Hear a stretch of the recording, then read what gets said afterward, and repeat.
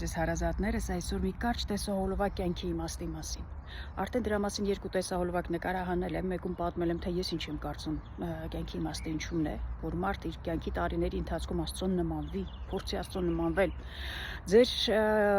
մտքերն են փոխանցել դիտորդներից, հետևորդներից, թե դուք ինչ եք մտածում կյանքի իմաստի մասին, բայց այսօր ուզում եմ նորից կրկնել մի հրեա հոգևորականի Ռաբբի Շայիս, եթե չեմ սխալվում, որ ասեց, որ կյանքի իմաստն է այս, որ հոգին օգտագործի մեր մարմինը եւ այս երկրի վրա դրախտ կառուցի։ Սա մի տեսակ ինձ համար շատ կարևոր մտքեր էր, որտեղ զգում եմ, որ կյանքս փոխող մտքեր են։ Իմ կարծիքը, որ Աստծուն նմանվելը դա մի քիչ շատ դժվար է։ Ինձ համար դժվար է շատ, որտեղ անցած սայթակում ես որ շատ հերոյից Աստծուց։ Իսկ երկիրը դրախտավայր սարքելու դա ինձ համար մի քիչ ավելի հասանելի բան է։ Ավելացնեմ նաև Վիաչեսլավ Պալունինի, նորից կրկնվեմ ռուս